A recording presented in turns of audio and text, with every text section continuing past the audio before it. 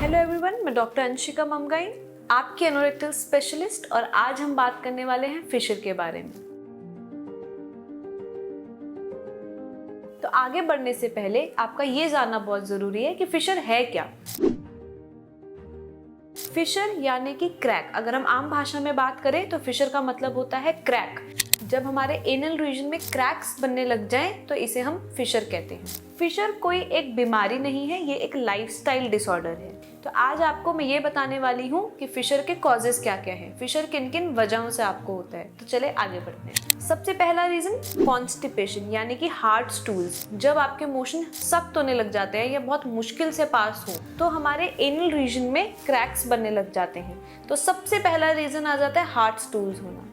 दूसरा reason diarrhoea, frequent diarrhoea, ये आपको लूज होने लग जाए मोशन, बहुत ज़्यादा आपको लूज मोशन की शिकायत होती है तो उससे भी हमारे रीजन्स में बार बार मोशन जाने की वजह से, रब होने की वजह से उसमें फिशर क्रिएट हो जाता है।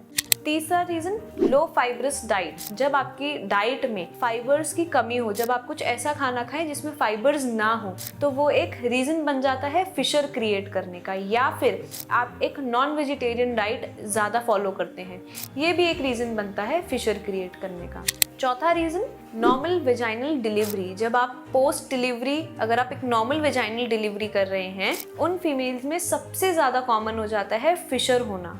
तो ये थे कुछ रीजंस जिन वजहों से फिशर हो सकता है। अब हम बात करते हैं कि इसके सिम्टम्स क्या क्या हैं। अगर आपको फिशर है तो आपको क्या क्या प्रॉब्लम्स फेस करनी पड़ रही हैं। सबसे पहली चीज, मोशन जाते हुए या मोशन होने के बाद पेन होना, एक बहुत तेज प्रिकिंग पेन होना। जब आप मोशन जाते हैं तो आपको चुभन जैसी फील होना, एक बहुत तेज पेन होना मोशन करते हुए और करने के बाद भी।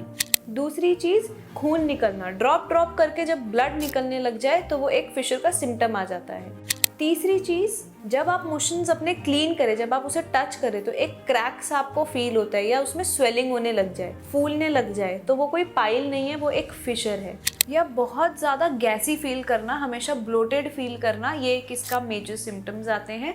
और अगर आप भी इन सारी चीज़ों से फेस कर रहे हैं तो या तो आप अपने नियरेस्ट डॉक्टर से कंसल्ट कर सकते हैं या आप हमारे यहाँ तुलसी आयुर्वेदा क्लिनिक में ऑनलाइन या ऑफलाइन कंसल्टेशंस बुक कर सकते हैं। ऑफलाइन कंसल्टेशंस देहरादून उत्तराखंड में अवेलेबल हैं एंड ऑनलाइन कंसल्टेशंस के लिए आप नीचे दिए गए लिंक में अपना कंसल्टेशन बुक कर सकते हैं। Do like, share, subscribe our channel for more like videos. Thank you.